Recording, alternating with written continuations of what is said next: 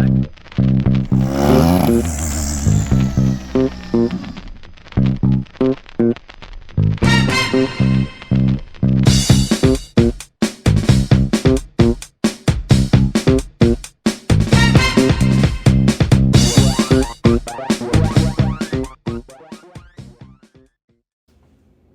back to 10 Foot Customs, and in this episode we're going to be doing some of the final assembly on Rusty's engine before we put him in, or before we put his engine back in, hopefully in 2 days. I shot a couple hours worth of video last night, and it was basically unwatchable. I almost fell asleep watching it. It was just so bad. You can only do so many minutes on putting a timing cover on, and I put way too many minutes into it. So, timing cover's on. Let's just go with that. It's on. Done. We're gonna skip ahead to putting the oil pump in. I have a brand new Melling oil pump that's gonna go in here, and we will put our oil pan on, and once that's on, then we'll put the engine mount blocks on, or the engine mount plates on each side for the brackets for that. The reason I'm doing it this way is I could put the engine in, but once the engine's in the frame with the engine mounts, a couple of these bolts are not accessible. So we will get the oil pan in, and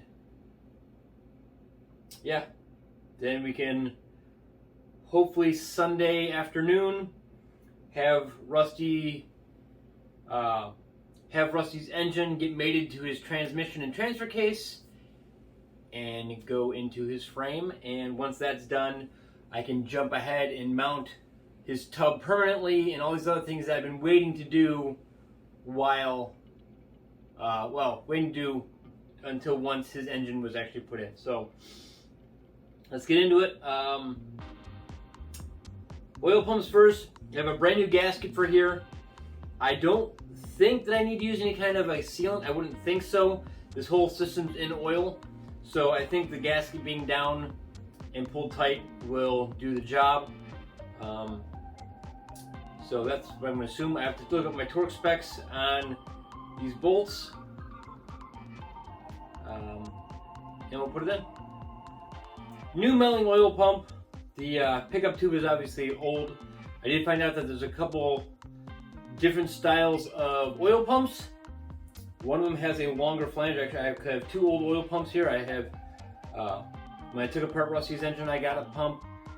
And when I took apart an older block, I had another pump. And I didn't realize they were going to be different setups. So yeah, this little flange here on one of the pumps is longer, so the pipe from the other pump doesn't fit this. So this other one was the same. I'll put it in.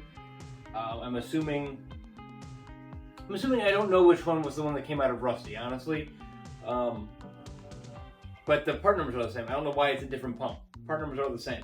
Okay, gasket that came with the oil pump was there. Something else interesting I found out was when, if you go back to the episodes where I was putting the new sealing up the oil pan on Ruby, and I found out that this tube was super loose, so I put a new gasket and then put a little bit of RTV to hold this thing tight because I didn't want it to suck air. These are very well press fit. I didn't realize that they're supposed to be that tight because I had to beat this one out of the old oil pump. Actually, both the old oil pumps, actually had to hit it out with a hammer. And to put this one back in, I had to hit it with a hammer. So I'm assuming they're supposed to be that tight so you don't get air leaks. But so that isn't tight. I mean, now that it's in there, I can't even move it. I'm assuming that's good. Okay. This then goes like this.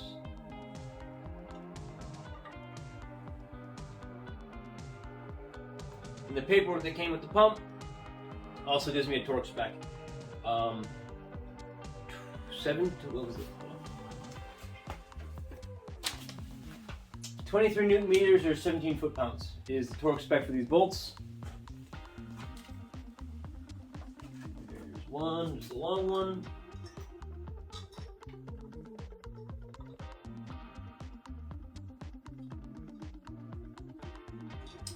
Short one in.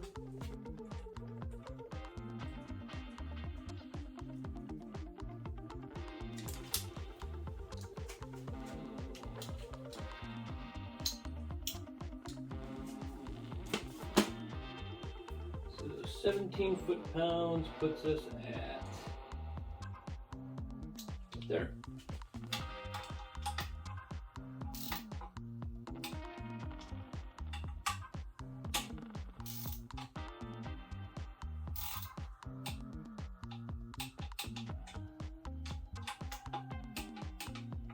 Okay, that's in. That was easy. So now it is time for the oil pan gasket and put the oil pan on. I'm going to do a little bit of cleanup, make sure I got all the oils off of this, because it's been sitting for 6 months like this, or it's been sitting for 6 months in a bag. Luckily everything is inside is nice and clean. So I'm going to take a paper towel, wipe it down. The Velcro gasket instructions on this, since I just did one on Ruby, is that you don't use any sealant at all except for in the corners. So corner, corner, corner, and corner. The only spots I get just a drop of sealant. So that's what I will do. It's worked on Ruby. Ruby's oil pan has been perfectly dry. And there we go. That is ready for a gasket. Here is our oil pan gasket. It is a Felpro brand. It's got metal reinforcement in it, which is nice. Clean that up a little bit. Got these cool little dowel pins to help get everything lined up. I'm going to put these in.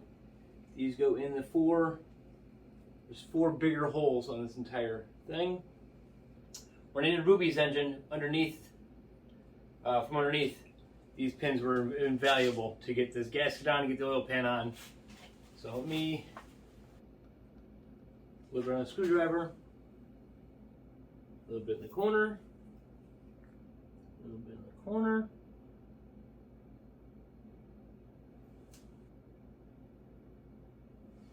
Okay, just put a little bit in all 4 corners. Okay, drop the pan gasket on. This is so much easier to do when it's not underneath the Jeep upside down.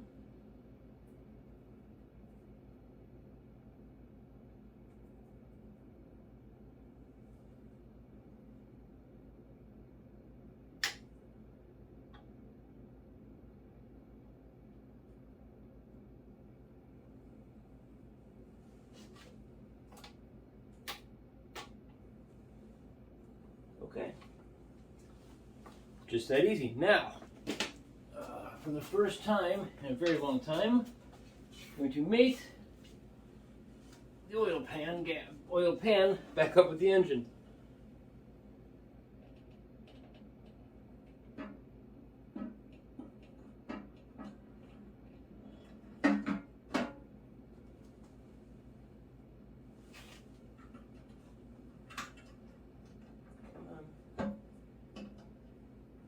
You got to fit in your spot there, buddy.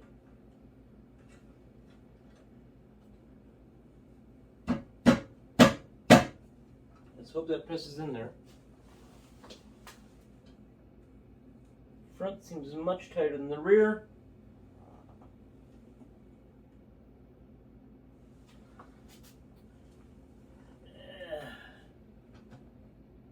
Well, we're going to follow the instructions and start putting our bolts in. Now, cool thing, a long time back, I probably owned this engine setup, engine bolt set now for a year and a half. I found online these alloybolts.com company, and they make a complete stainless steel hardware kit for this engine. So I have them in the timing cover. I have them for the oil pan, water pump, all that kind of stuff. So I think it's going to dress up the engine kind of nice. But the one thing they do tell you when you get these, and it's a big warning label in their packaging, so to make sure you either use Loctite or anti-seize on all of these stainless steel bolts that are going into anything that you're putting them into. So I've been using anti-seize and everything, and we're going to continue doing that. So all of my little bolts are now got their washers. Put a little bit of anti-seize on them, and just drop the washer anywhere you want. There is a torque spec sheet that came with the bolts as well to tell you how much to torque them. So I will go through that once they're all snugged. And this is so much easier than when you do it from when they're upside down.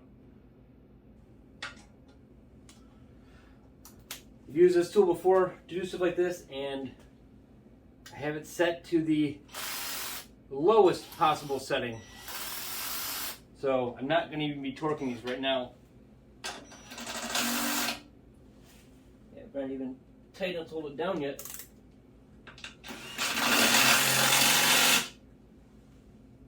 There we go. It did pull that more center.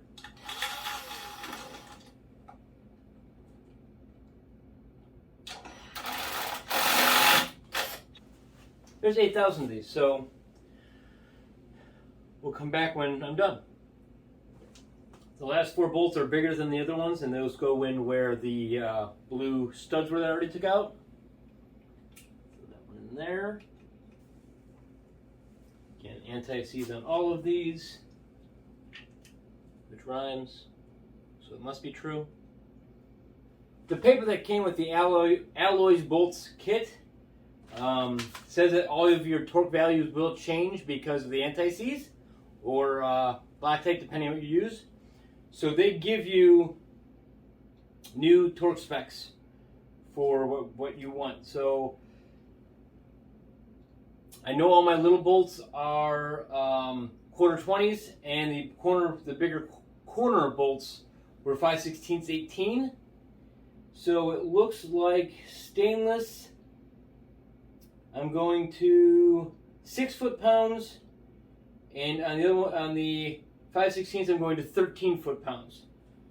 So I'll have to get my small torque wrench. Hold on. So I just looked at the factory specs on this, and the factory torque specs for the quarter 20s are 7 foot-pounds, and with the stainless steel with the Loctite they're staying 6, which would make sense because you can go tighter before you get to torque.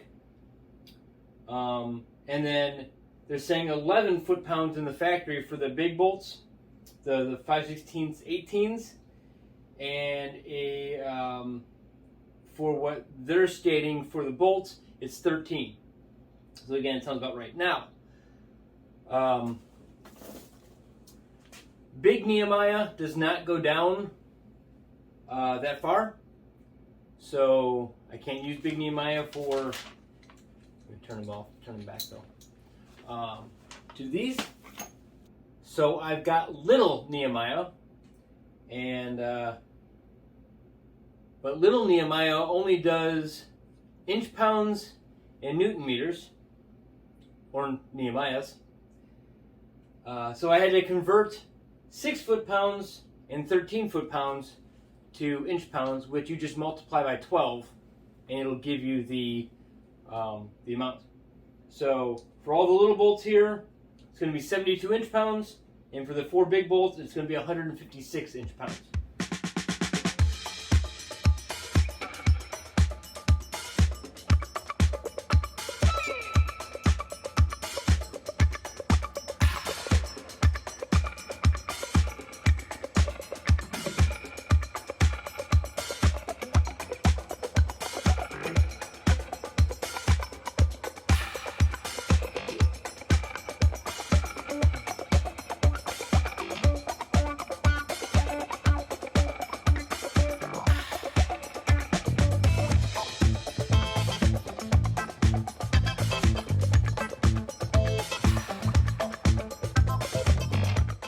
the bolts bolted down and torqued.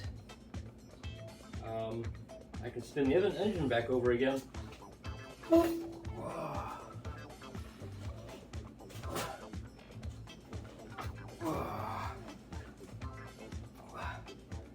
even greased the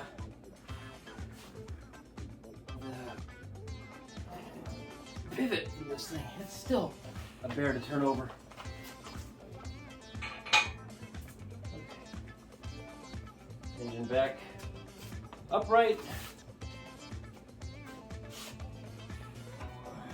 That. Lovely. Got my thermostat housing, and this bolt didn't come out. I never took it out, and I realized that I probably should have. So I'm going to have to track down a nut that's going to fit this. I've got the bolts that came with the stainless steel kit,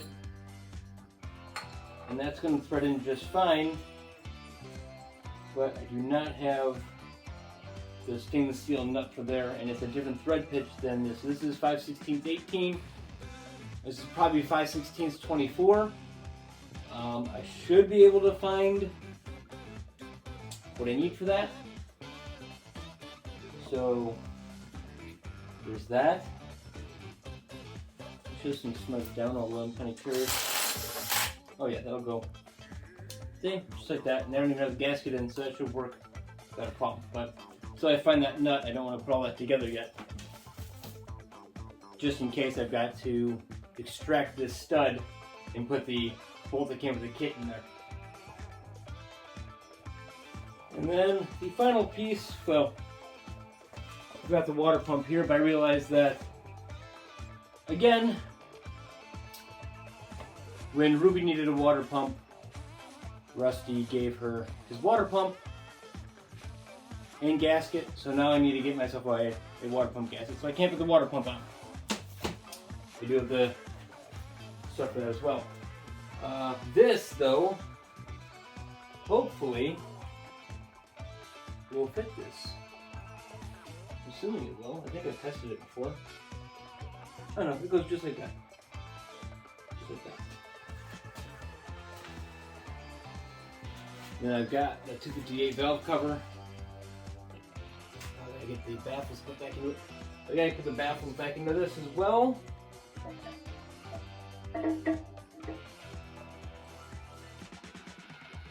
Until then, at least it can look pretty. That's kind of what she'll look like when she's done.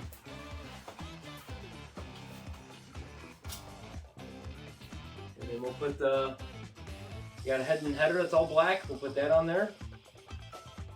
I'm pretty sure I'm getting an HEI distributor to drop in there. Fuel pump. And that'll be it. So the next thing to do, though, before we finish this episode, is to put our engine mount brackets on, because that's kind of the reason why I had to put the oil pan on. This has to go on after the oil pan is on, because this blocks some of the holes. So the only thing I don't think I have currently is grade 8 bolts to hold these. I know I got a bag that says engine mount bolts, and I know they are the correct engine mount bolts, but they're kind of cruddy, and if I'm doing all this, I might as well get some brand new grade 8s. So I'll get brand new grade 8s, and we'll put these in tomorrow.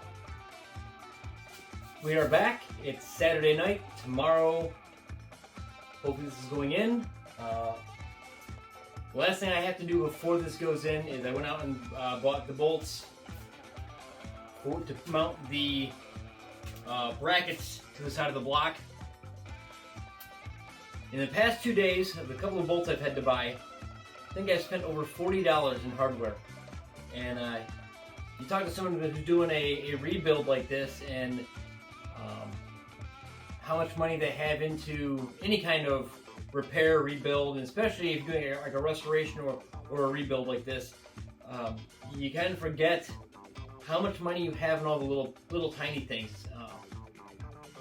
I'm adding up the amount of money I have into just hardware for Rusty would be I was probably in the thousands of dollars in just bolts and washers and screws. It's crazy, but what's gonna be? This is all grade 8 hardware, because I think it should be. I don't think AMC used grade 8, but I'm going to. So, got lock washers on.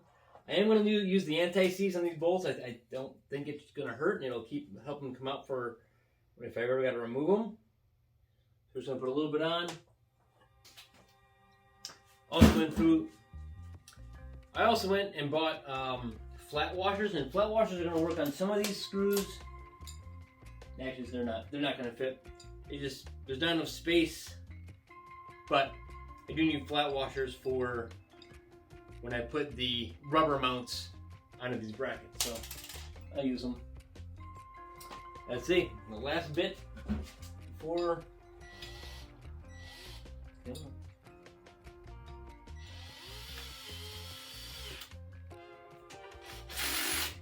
Okay.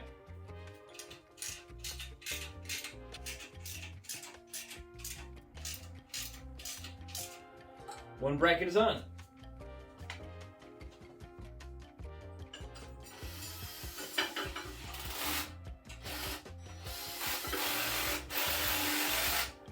With the brackets on, I can now put the actual rubber mount on, and got hardware for those. I'm not going to put anything tight tonight because I don't know if these can be on while I install it.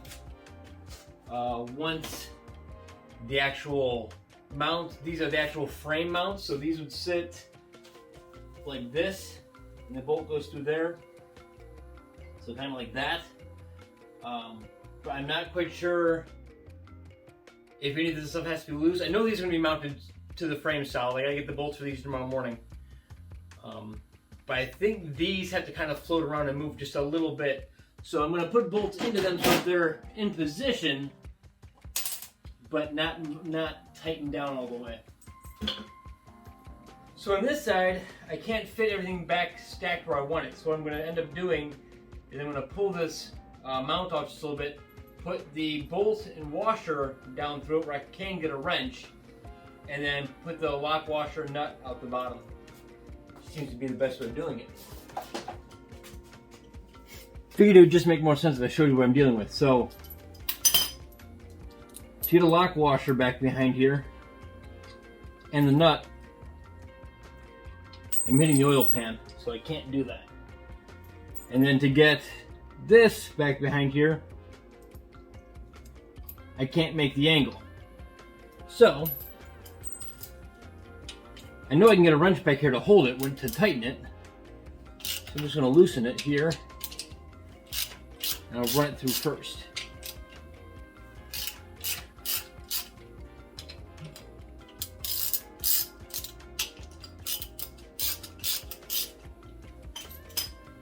Give me more than enough to...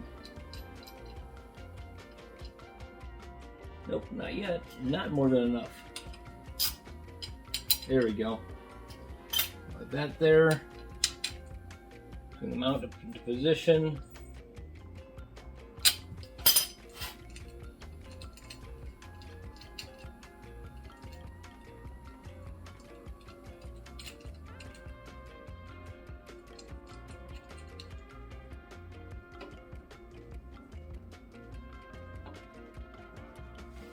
So with that, Rusty's engine is, with the exception of the valve cover, is ready to go into his frame. And that will hopefully be happening tomorrow, sometime tomorrow afternoon. Yeah, I'm really pretty excited about this one because this will be a huge step forward to once this is in, then I can mount his tub complete and start wiring and do some things that I haven't been able to do because Rusty's tub hasn't been mounted solid to the frame. I haven't been able to put the roll cage in, mount my seats permanent, and a whole bunch of interior stuff that I can't do yet because I've been waiting to install this engine. I mean, I could have done it, but it's going to be so much easier to work on all this stuff without having a tub in the way or the body in the way. So, I realized this was not super crazy exciting. Honestly, I almost fell asleep a couple of times myself, but I wanted to get this video done where the engine is basically complete and ready to go in. So, thank you all for watching. Please remember to like and subscribe. I hope to make the next video more exciting. Have a great week.